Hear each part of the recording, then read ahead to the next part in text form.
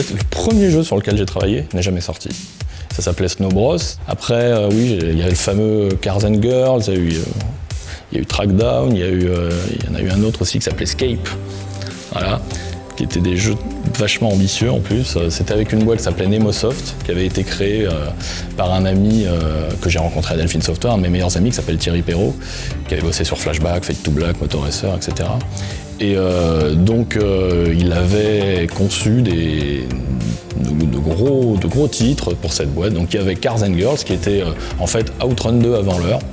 D'ailleurs, je peux le dire, hein, le jeu avait été envoyé à Sega, qu'il avait refusé, et puis Outrun 2 est arrivé après. Donc le système de jauge de cœur, avec la jauge de séduction, etc., il faut dire ce qu'il y a, c'était une invention de mon ami Thierry. Je l'ai vu en train de le créer, j'ai vu en train de l'envoyer à Sega, etc. Il y a eu d'autres exemples comme ça, où des jeux qui sont montrés, puis qui sont refusés, puis après, moi j'avais un ami qui avait sur N64, à l'époque de la N64, il avait créé un jeu de course de moto futuriste, et il avait été voir Acclaim avec son projet. A été refusé, puis quelques temps après, il y avait Extreme G qui sortait. Donc voilà, j'ai plein d'exemples comme ça dans mon entourage. Après, on peut rien affirmer, on peut juste dire « Tiens, c'est bizarre ». Voilà. Pour Cars and Girls, j'avais fait juste un morceau funky, mais je travaillais surtout sur les bruitages.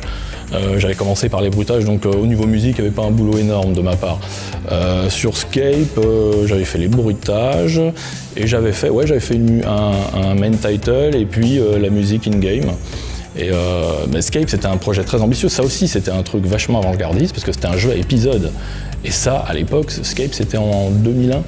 En 2001, un jeu à épisodes FPS en noir et blanc, pas FPS, third person shooter en noir et blanc. Va en trouver en 2001 des comme ça, j'ai cherché, il n'y en avait pas, c'était totalement nouveau. Mais voilà, le Nemosoft a coulé pour des raisons, on va dire, de mauvaise gestion, très mauvaise gestion. Et d'autres raisons que je ne pourrais pas évoquer ici, mais c'est dommage parce qu'on avait des projets, avec Ubisoft, etc. Et ils n'ont jamais vu le jour. Mais je sais que Thierry me parle de temps en temps de ressortir des cartons, son projet Scape un jour, alors peut-être. T'as pas réutilisé les morceaux que t'as composés ou le sound design? À ce jour, non. Mais peut-être ça se fera. Ou alors je les ressortirai s'il ressort Scape et je les réorchestrerai de façon un peu plus actuelle, quoi. Mais pour l'instant, ils sont toujours dans les cartons.